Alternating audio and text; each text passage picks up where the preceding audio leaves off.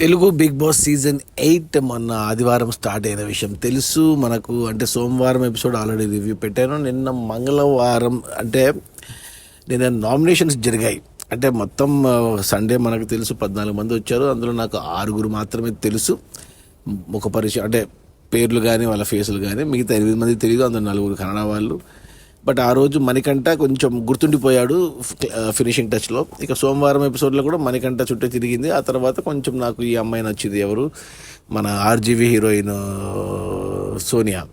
ఇక తర్వాత 3 చీఫ్లు అయ్యారు సోమవారము. ఇక మంగళవారం ఎపిసోడ్లో ఇక నామినేషన్ స్టార్ట్ అయ్యాయి. నామినేషన్ కూడా బిగ్ బాస్ కూడా ముందు మన ఆర్జీవీ హీరోయిన్ సోనియానే స్టార్ట్ చేయమన్నాడు.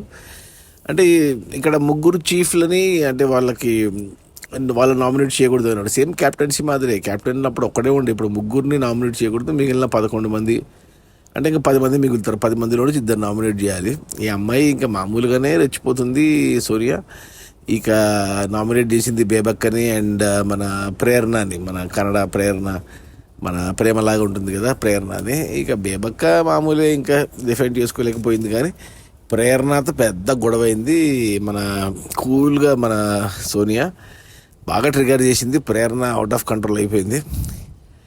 ఇక తర్వాత వచ్చేసి మన శేఖర్ భాష వచ్చేసి మణికంఠని టార్గెట్ చేశాడు. మణికంఠని అండ్ ఇంకెవరినో బేబక్కని టార్గెట్ చేశాడు.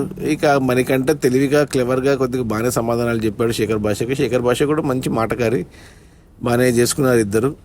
ఇక మధ్యన ఈ అమ్మాయి ఎవరు సీతకి నిఖిల్కి పడింది గొడవ, పెద్ద గొడవ అయింది సీతకి నిఖిల్కి.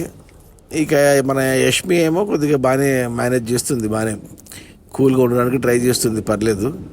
ఇక తర్వాత మన ఇంకెవరు నామినేట్ చేశారు, మన అభయ్ వచ్చి మణికంఠని నామినేట్ చేశాడు. అండ్ అభయ్కి మణికంఠ కూడా ఆర్గ్యుమెంట్ జరిగింది. అండ్ బేబక్కన నిబిల్ నామినేట్ చేశాడు. తర్వాత నిబిల్ కూడా వచ్చి మణికంఠని అక్కడ నిబిల్ని కొద్దిగా డామినేట్ చేశాడు ఆర్గ్యుమెంట్స్లో.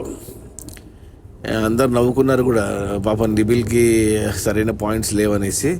అండ్ బేబక్క కూడా నిబిల్ మీద ఫైర్ అయింది. ఇలా బాగానే నడిచే నామినేషన్స్. అంతే, ఎపిసోడ్లో ఏం లేదు పెద్దగా నామినేషన్స్ తప్ప. ఇక ఈరోజు బుధవారం కూడా నామినేషన్స్ కంటిన్యూ అయితే ఇంకా చాలామంది ఉన్నారు నామినేట్ చేయాల్సిన వాళ్ళు.